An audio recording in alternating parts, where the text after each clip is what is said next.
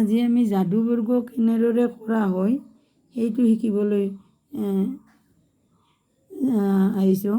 এতিয়া চাওক, এইটো বৰ্গৰ এইকেইটা হৈছে শাৰী আৰু এইবোৰ হৈছে স্তম্ভ।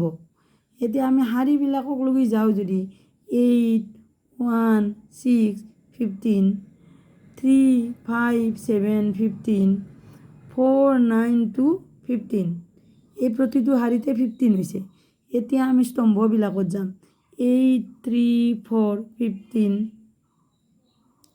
1, 5, 9, 15, 6, 7, 2, 15, স্তম্ভ প্ৰতিটো স্তম্ভৰে 15।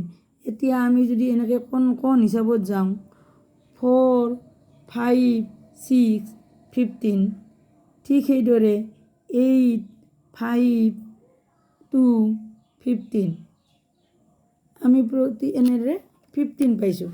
এতিয়া প্ৰতিটো স্তম্ভ বা শাৰী আমাৰ 15 হৈছে। এতিয়া কেনেদৰে কৰা হয় এইটো, মই এইটো ধৰাল এইটো 10, সংখ্যাটো 10 ল'লোঁ। 10ৰ পৰা 4 কমাই দিছোঁ 6,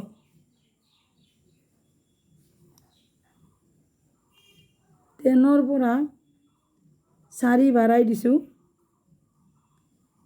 14। এতিয়া পুনৰ 10লৈ ঘূৰি গৈছোঁ। 10লৈ ঘূৰি যাই আমি বাওঁফালে আহিছোঁ। বাওঁফালে আমি 2 কমাই দিম। 10ৰ পৰা 2 কমালে 8। 10ৰ পৰা এইফালে সোঁফালে আমি 2 বঢ়াই দিম 12। পুনৰ 10লৈ ঘূৰি গৈছোঁ। এইবাৰ আমাৰ এই প্ৰথম শাৰীৰ এই কণলৈ আহিলোঁ। এইটো আমি 10ৰ পৰা আমি 3 বঢ়াই ল'ম। কিমান হ'ব? 10ৰ পৰা 13।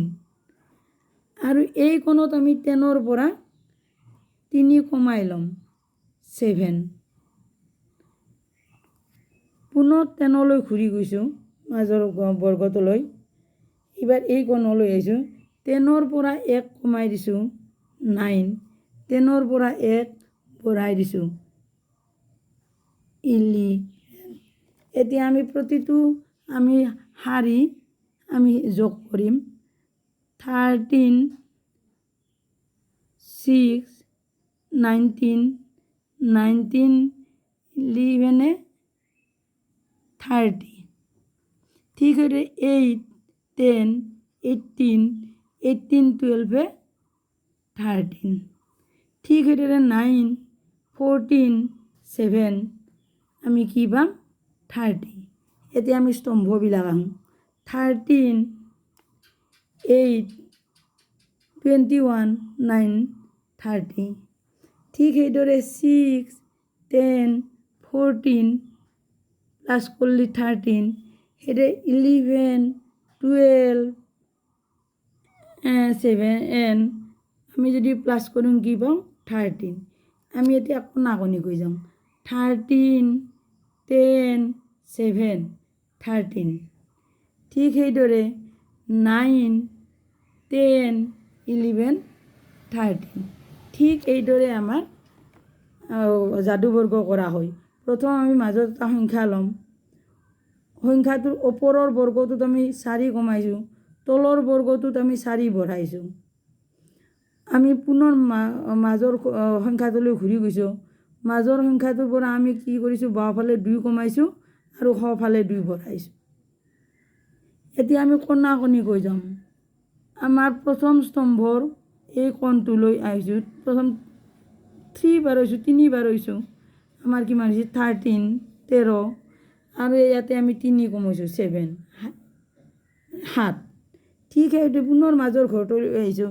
এইবাৰ প্ৰথম স্তম্ভৰ শেষৰ ঘৰটোলৈ আহোঁ।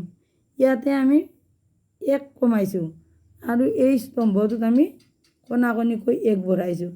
আৰু এনেকৈ আমি কৰাৰ পিছত আমি কি পাম? প্লাছ কৰিলে আটাইকেইটা আমি শাৰীৰ যোগফল আৰু স্তম্ভৰ যোগফল নাইবা কোণাকণিকৈ আমি সমান সমান পাওঁ। এনেকৈ আমি যাদুবৰ্গৰ অংককেইটা কৰিব পাৰোঁ।